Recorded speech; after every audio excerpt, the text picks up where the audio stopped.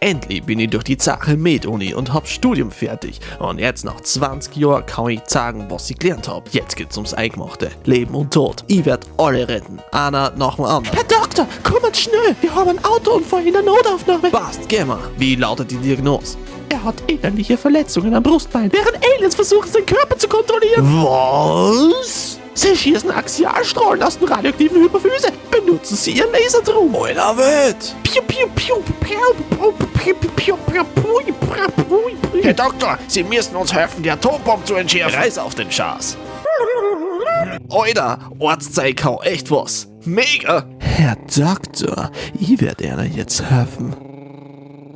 Yeah! Doktor, meine Schwester hat Krebs. Zombie-Krebs! Yeah!